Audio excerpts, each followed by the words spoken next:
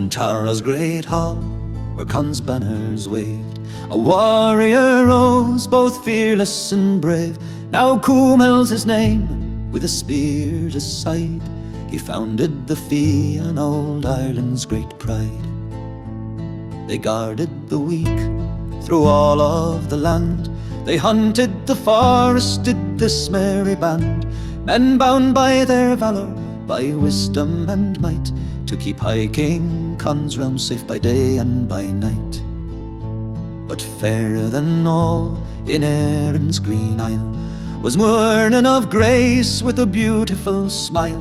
Her neck like the swan, and her hair like spun gold. All the sons of Ireland sought her hand to hold. No maiden so lovely had Tara yet seen, her step like the dawn and her gaze like a queen. But fate in her beauty would soon be unkind, for Cumhaill had set her alone in his mind.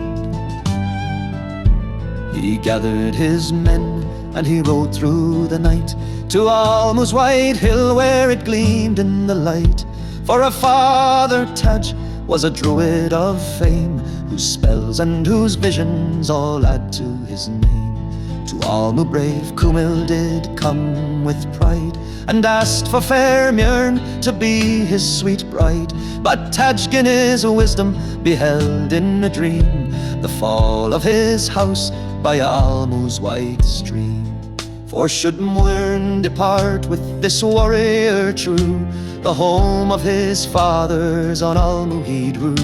And so with cold fury he turned him away, and bid him no more at Almu to stay. But Cumhaill undaunted would not be denied, and came to fair Muirne at Almu's white side. He met her there with a spear in his hand, the mightiest captain in all of the land. "O Muirne," he said, "I have fought and I've won, for Con and for Erin all under the sun. I've guarded these lands from the raiders and foe, but all that I've done was to win you, I know." He told her of battles, of service and fame, of all of the kings who honor his name. But none of it matters if I've not your hand. Come ride with me, love, o'er the hills of this land.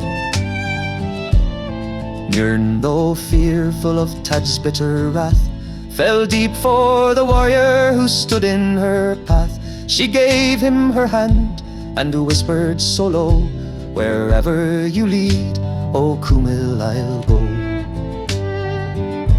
When dawn broke on Almu, old Taj saw her gone, and fury like storm winds within him was drawn. "He stolen my daughter, defied my command, and cursed shall his name be in all of this land." To Tara he rode, to the High King's great throne, where Con of the 100 did sit on his own. "O Con," cried the druid, "thy captain's a knave. He's stolen my daughter, who I had not gave." The High King was troubled, but law must prevail, for honour in Erin may weaken or fail.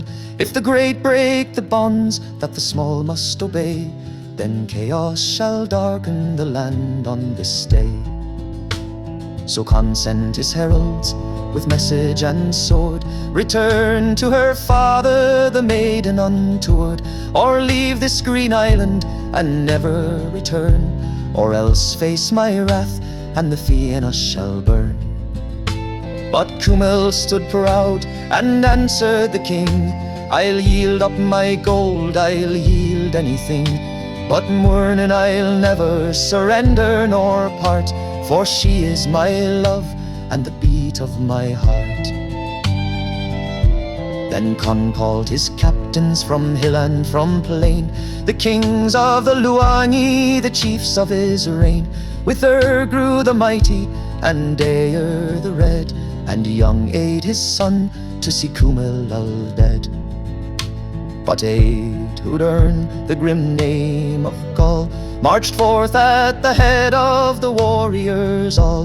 The sons of Muirne, with fury and pride, swore they'd see Cumhaill's blood on the tide.